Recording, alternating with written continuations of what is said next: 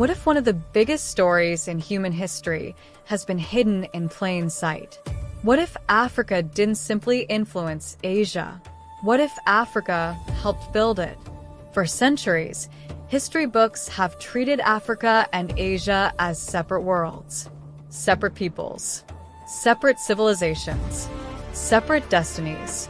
But genetics, archaeology, ancient art, forgotten records, and living communities tell a very different story. A story that begins over 60,000 years ago. A story of travelers, sailors, kings, warriors, merchants, and entire civilizations.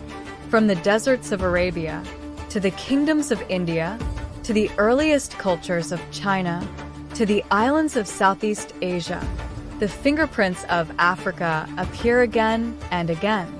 Not as visitors, not as strangers, but as some of the earliest architects of Asian civilization.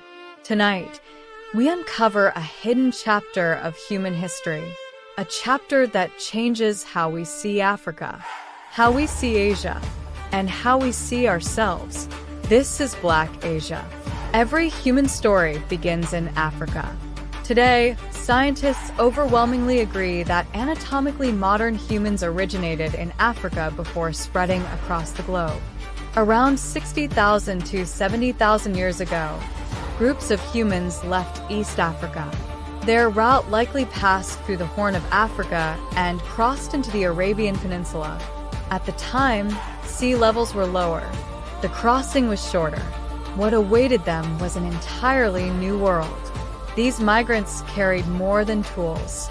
They carried language, knowledge, culture, technology, and the genetic foundation of humanity itself. Generation after generation, they moved farther east. Some settled in Arabia, others reached India. Some continued toward Southeast Asia. Others traveled north into East Asia. The journey would transform the world forever.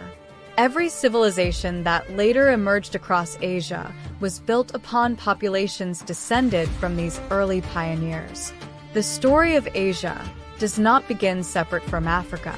It begins with Africa.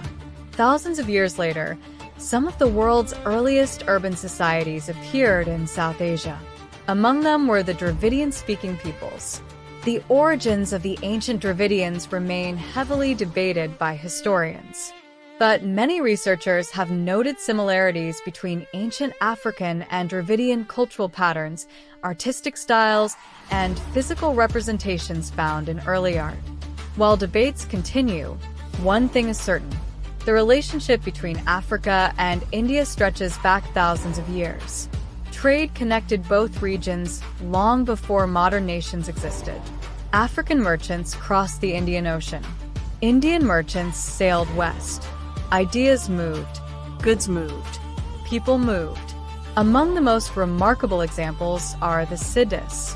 The Siddhis are descendants of Africans who settled in India over many centuries. Today they remain part of India's rich cultural landscape. Yet perhaps no figure symbolizes African influence in India more than Malik Ambar. Born in Africa, sold into slavery, he rose through intelligence and military brilliance, eventually becoming one of India's most powerful rulers. He reorganized governments, built cities, defeated powerful empires, and left a legacy still remembered centuries later.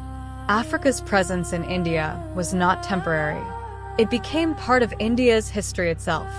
Before we continue into ancient China and uncover even more surprising connections, take a moment to subscribe.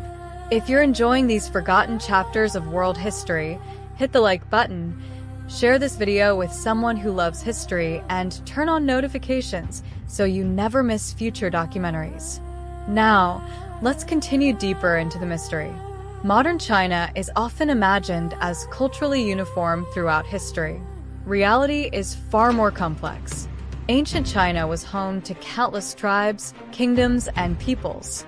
Before imperial unification, diversity defined the region.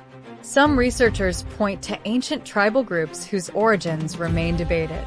Others examine artistic evidence. bronze masks, ancient sculptures, Buddhist artwork, historical depictions showing a remarkable variety of human features.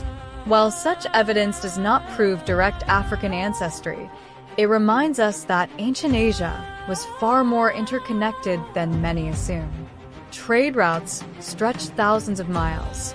Merchants carried goods from distant lands.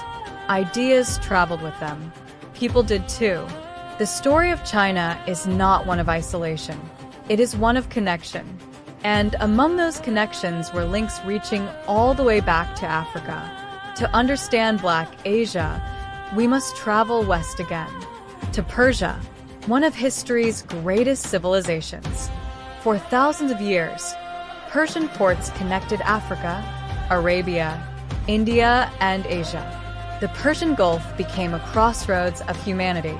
Among the people who shaped this world were Africans known historically as the Zanj. Many arrived as traders, others as sailors. Some became soldiers. Others became scholars and community leaders. Over generations, they integrated into Persian society, contributing to commerce, culture, and military life. Long before modern globalization, Persia stood at the center of an interconnected Afro-Asian world. Many imagine the Red Sea as a barrier. Ancient people saw it differently. They saw a highway, a bridge, a connection. The powerful kingdom of Axum, centered in East Africa, became one of the most influential civilizations of the ancient world. Its ships crossed the Red Sea constantly. Its merchants traded throughout Arabia. Its influence reached far beyond Africa. Long before Islam emerged, Afro-Arabian relationships were already deeply rooted. Families intermarried, communities mixed, cultures blended. The histories of Africa and Arabia became impossible to separate. Perhaps the most visible reminders of humanity's ancient journey survive in Southeast Asia: the Ida, the Semang, the Andamanese, and other Negrito peoples. For tens of thousands of years, these communities have preserved some of the oldest surviving human lineages on Earth. Genetic studies show that their ancestors descend from some of the earliest migrations out of Africa.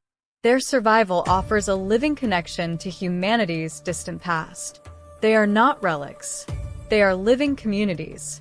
Their existence reminds us of a truth many have forgotten.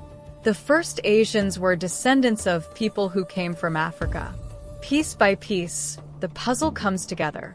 Genetics, archaeology, ancient trade routes, historical records, living communities.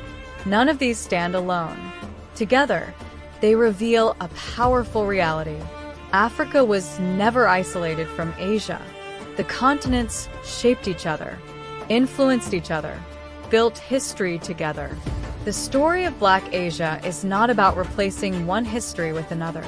It is about recovering forgotten connections, recognizing that civilizations do not emerge in isolation. Human history is shared history, and Africa stands at the very beginning of that story.